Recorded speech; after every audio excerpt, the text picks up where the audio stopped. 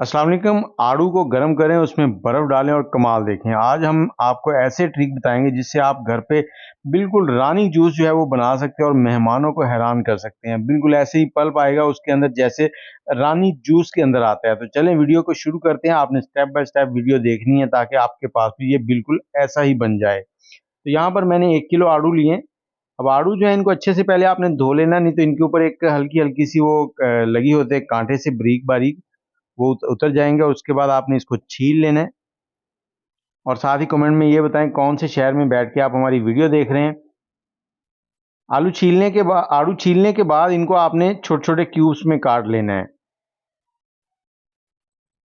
और काटते वक्त ये ख्याल करें कि अगर कोई ख़राब आड़ू निकला है तो उसे आपने स्किप कर देना है, उसे निकाल देना है, क्योंकि वो आपकी सेहत के लिए अच्छा नहीं है। और ये झटपट में तैयार होने वाली रेसिपी है, इसको आप महीनों के लिए चाहें तो स्टोर कर सकते हैं। अब ये आड़ू जो है इनको हमने डाल देना है एक कढ़ाई के अंदर। इसके अंदर हमने 300 ग्राम चीनी डालनी है। 1 किलो आड़ू है और 600 ml इसमें हम पानी डालेंगे। और पानी डालने के बाद हमने इसको चूल्हे पे रख देना है। जैसे ही इसमें बॉयल आ जाएगा तो इसके ऊपर ढकना रख देंगे। दरमियानी आंच के ऊपर इसे 10 से 12 मिनट के लिए पकने के लिए छोड़ देंगे।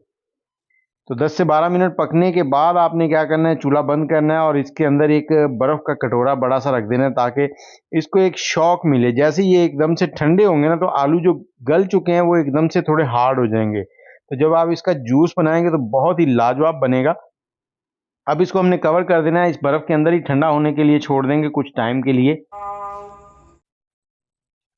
तो ये देखें आधे घंटे के बाद पानी बिल्कुल बर्फ़ जो है वो पानी बन गई है और आड़ू जो है वो नरम होने के बजाय थोड़े से हार्ड हो गए हैं, गले हुए हैं लेकिन हार्ड हो चुके हैं। अब हमने अगले स्टेप की तरफ जाना है। मेरे पास हाथ वाला चॉपर है। अगर आपके पास हाथ वाला चॉपर ना हो तो आप इसको मिल्क शेक वाले जग में भी बना सकते हैं, लेकिन उसमें आपने थोड़ा सा झटके लगवाने 1-2 ताकि ये पल्प की शक्ल में आ जाए। और ये अगर चॉपर है आपके पास तो आप उसके अंदर सिर्फ 1 से 2 झटके लगवाएंगे, रेगुलर नहीं चलाना, नहीं तो उससे बिल्कुल बारीक जूस बन जाएगा। और यहाँ पर देखिए मैंने थोड़ा सा इसको चलाया और ये देखें बिल्कुल पल्प बन गया है इस तरह से। जब ये आप ये जूस मेहमानों को पेश करेंगे तो वो पहचान नहीं पाएंगे कि ये रानी जूस है या आपने घर पे बनाया हुआ है। तो इसे आप किसी भी एयर टाइट कंटेनर में रख लें।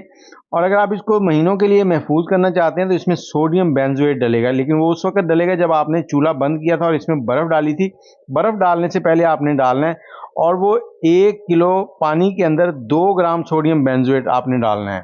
उसको हल्का सा बॉयल आने देना, उसके बाद चूल्हा बंद कर लेना है और आपका जो जूस है वो महीनों सेव होने के लिए रेडी हो जाएगा।